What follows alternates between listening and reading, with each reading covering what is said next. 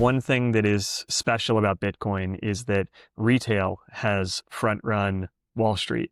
And I even think about that through the lens of what we're doing at Castle. We have businesses like small and medium businesses, all kinds of sectors. We've got gyms, accounting firms, coffee shops, restaurants, software startups on the platform who are putting a percentage of their revenues into Bitcoin, who are automatically putting some of their profits into Bitcoin.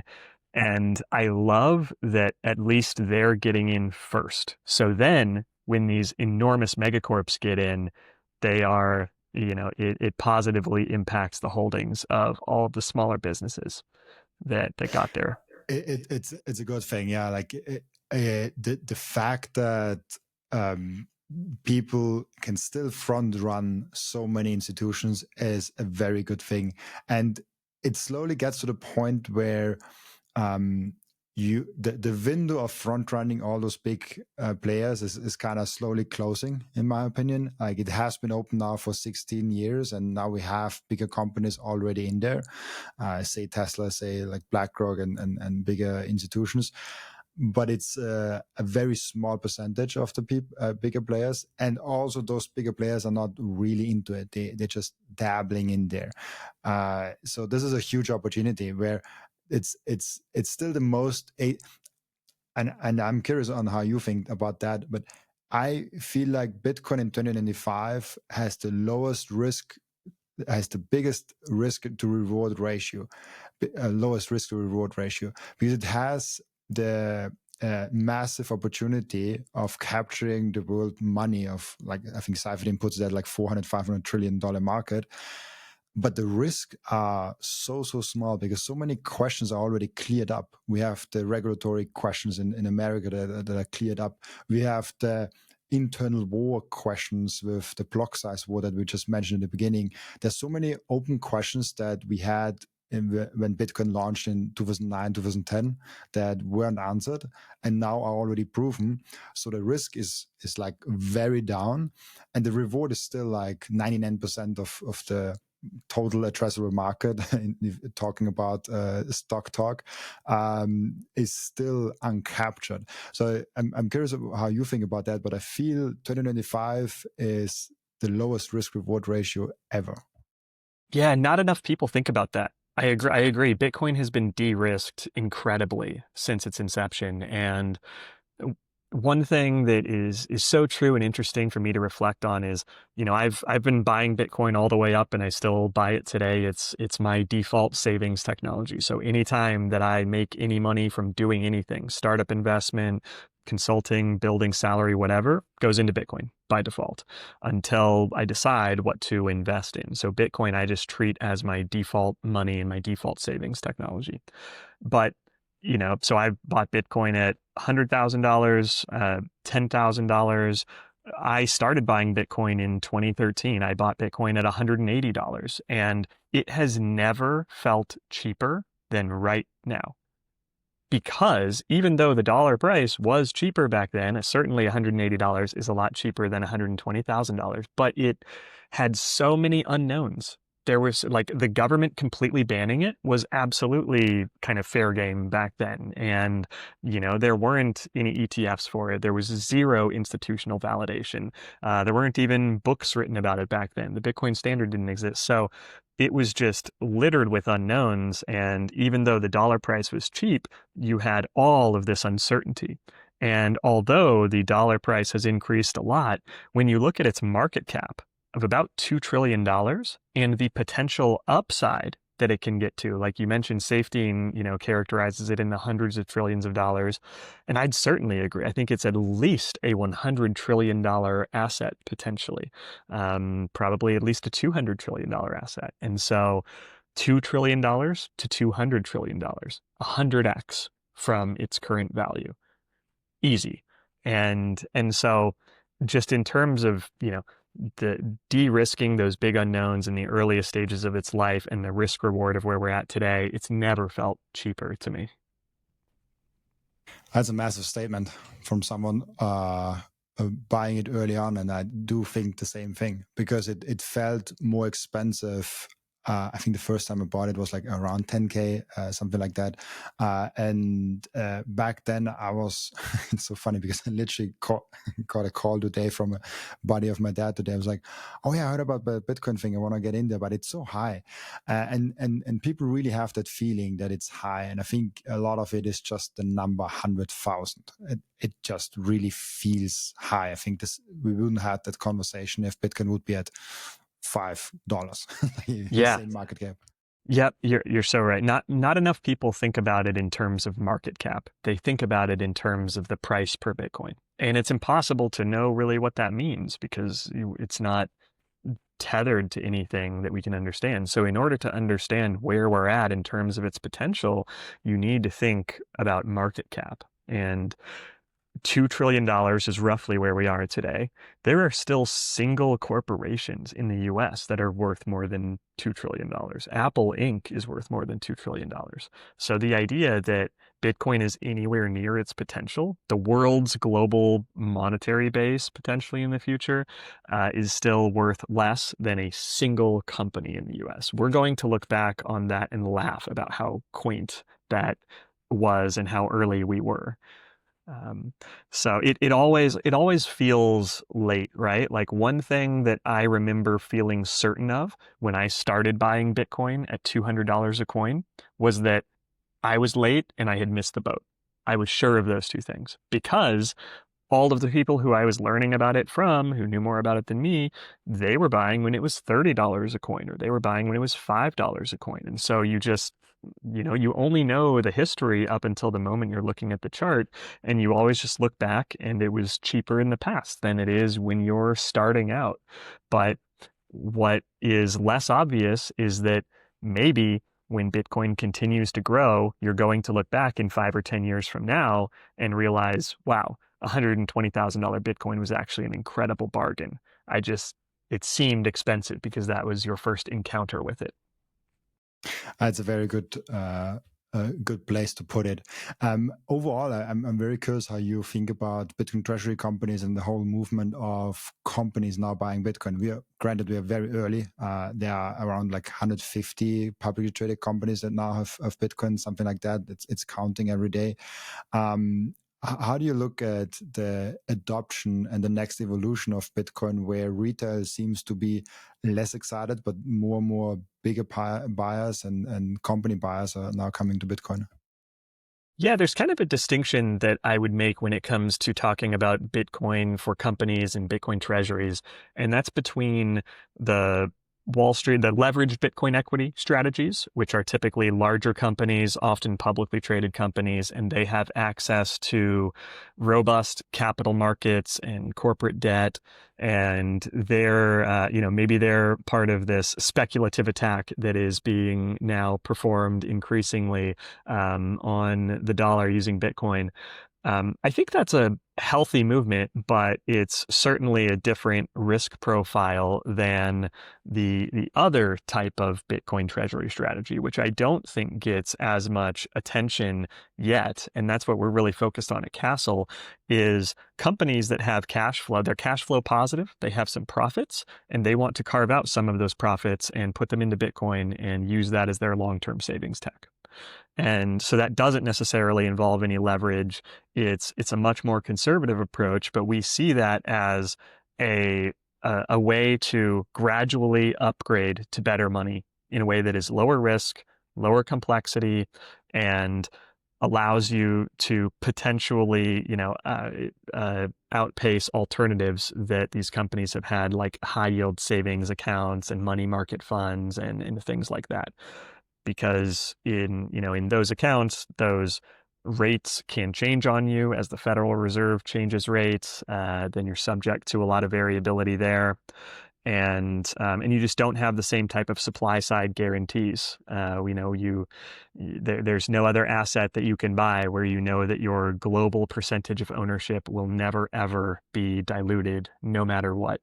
And so we encourage SMBs that are cash flow positive to start with modest allocations of their profits into Bitcoin.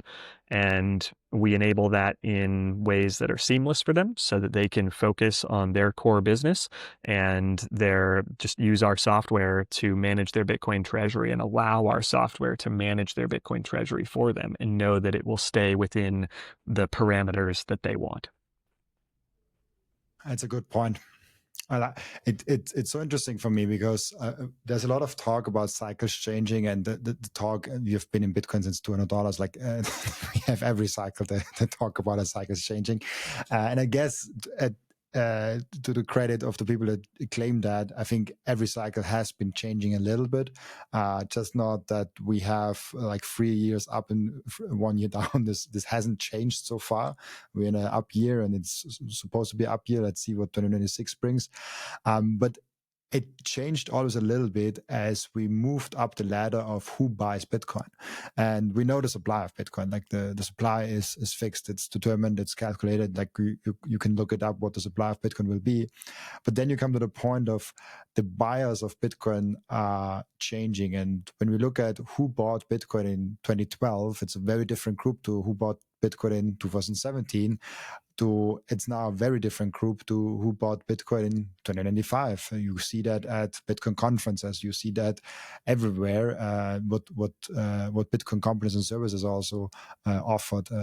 Probably a business like Castle wouldn't be maybe around in 2012 even, because there were not that many companies that even thought about Bitcoin. So in that sense, cycles are changing. I'm hesitating to even say that, but it's really interesting to see the progression of this teenager asset growing up and getting to the adult tables slowly, and what kind of hurdles and challenges come with that. Yeah, you're right. It's a very different profile of buyer now, and I think that will only continue. We have pensions and endowments, and we're going to have more of the Fortune 500 that are allocating to this asset, and the way in which they do that is very different than retail individuals or hedge funds or traders. And when you have companies like Strategy and Michael Saylor that are locking down as many Bitcoin as possible and engineering their entire capital stack to ensure that they can hold those on a 10 plus year time frame or a forever type of time frame, then I think necessarily the price action changes as a result. And so perhaps the days of very large drawdowns during bull markets are behind us to an extent. There will always be drawdowns, right? Like there will always be leverage involved and monetization of volatility along the way. But there used to be 60% drawdowns, and maybe 30% and 20% become more like, it kind of becomes softened and dampened along the way because there is this nation state or sovereign wealth fund scale bidder who's always kind of waiting to scoop more up and increase their position. So that's exciting to think about. I think it's an inevitable part of the progression, and it's ultimately healthy. Yeah, I noticed that we aren't ripping up that much, but we are also, the dips are like very short. Like we're dipping, and it seems like people are buying it up, and we're going back up. It's like it's very uninteresting. Like it's very boring. Bitcoin became very boring in 2025, in my sense, very stable even. Yeah. And it's neat to see more consistent types of buys happen. Like you've got like dollar cost averaging for retail individuals became popular from kind of 2019 onwards, with like Swan pioneering that, and River as well. And so that more consistent buy pressure where, now you have Michael Saylor who like announces his buy, he puts his orange dot on their chart every Sunday and announces their weekly buy on Monday.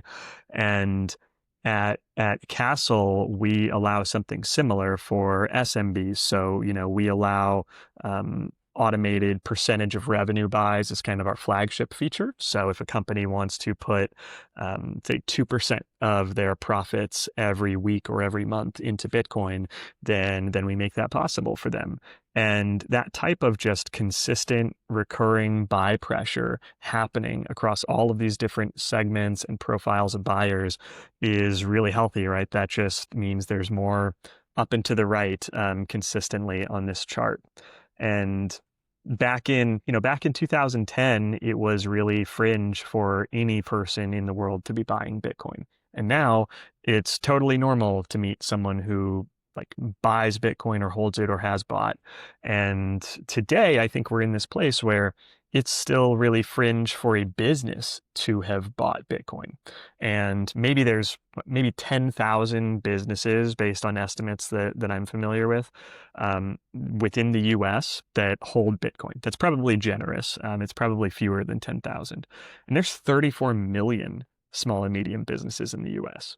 So we're incredibly early in this. The vast majority of businesses have zero Bitcoin on their balance sheet. And in 10 years, all of them will have some Bitcoin on their balance sheet. And we're excited to be a part of that movement. It's a good thing to do, I think, because I think it's a no-brainer for businesses to have allocation to Bitcoin. And there's 99.99% of businesses don't have Bitcoin, and all of them will have a percentage in Bitcoin.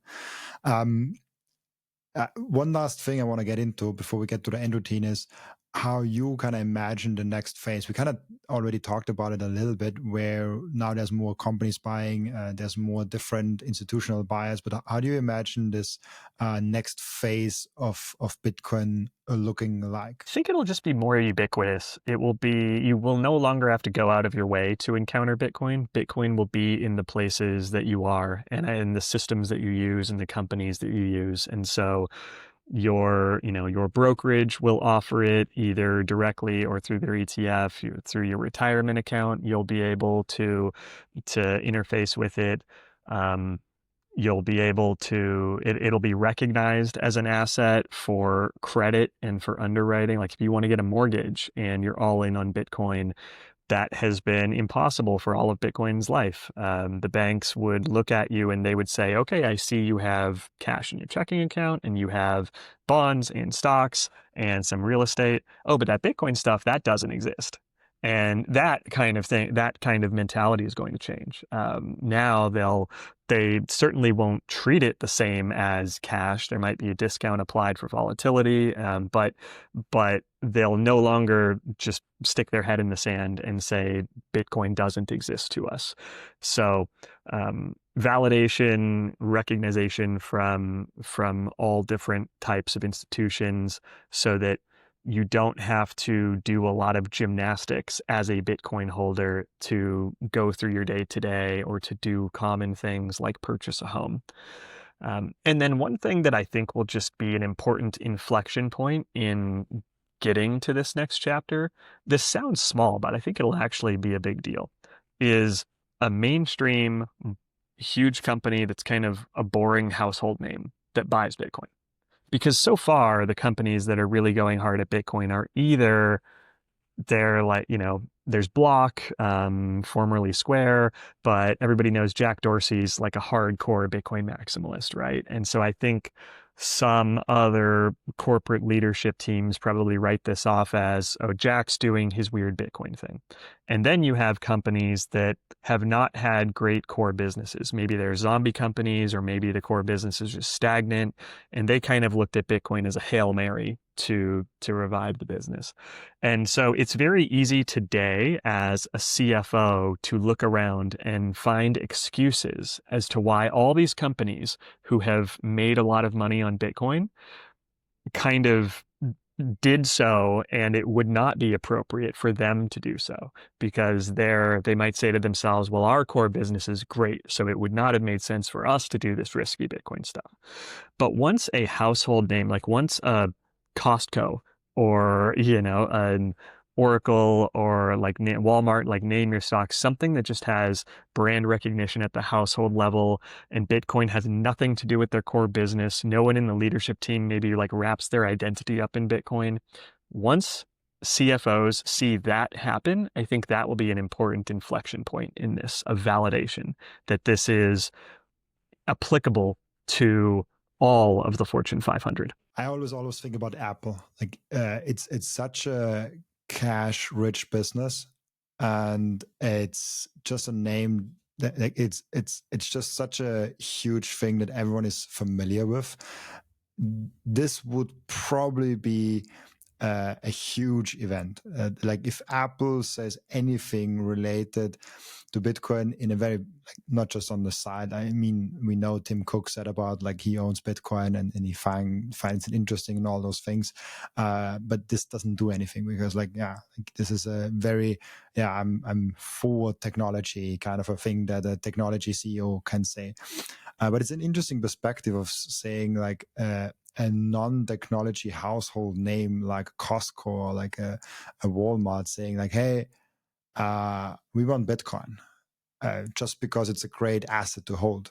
Not because we are a technology company, not because we're like anything, not because we want to do like a hot wallet on our phones with Apple. Like that would be crazy. Like I would love that, but but I Me also too. would not. I also would be very careful with trusting it. But maybe as a hot payment wallet, that could be really cool. But if that's an interesting perspective of like a household name that has nothing to do with like technology or like in any way, shape, or form with Bitcoin. Just says like, oh yeah, we thought about it and we want to do Bitcoin. Like it just makes sense of a financial. Like that could be. I never thought about that, but that could be huge. Yeah, I think that'll be a big deal. Just seeing it as the right tool for the job from a fiduciary perspective, protecting shareholder value. We have one question that I asked each and every one of my guests, and the question is, what can we learn from you besides Bitcoin? Besides Bitcoin, that's a fun one. It's almost like the what is some lore about yourself. I saw that circulating on X recently. That was a fun meme. Um, I really like thinking about health and longevity too. And I know that health influencers and fitness influencers on X is kind of this like exhausting meme space that's taken on a life of its own. But I think a balanced approach to all of that, Bitcoin actually opened my eyes a little bit more too. And once you think more about the future and you have a lower time preference, you're more optimistic and you want to be around to experience that better future.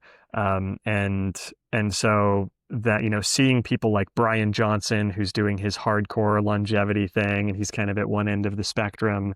And then you've got all of the like raw, organic Paul Saladino, Bitcoin carnivore guy, at the other end of the spectrum, figuring out sustainable, balanced in-betweens of that, of like how to live life and have meaningful interactions with people and not get neurotic about your health and not let it be a hindrance. But at the same time, be fit, be healthy, be around to like for your loved ones and have great quality of life. I just spend a lot of time thinking about that. And so in terms of, translating that to daily routines and best practices, whether it's supplementation, exercise, sauna, detox, that kind of stuff, and how to make those types of things practical for a variety of different circumstances. Thank you for watching this video. This was only a snippet of the podcast. And if you want to watch the full episode and get all of the context of this episode, you can click right here or here. Oh, maybe also here.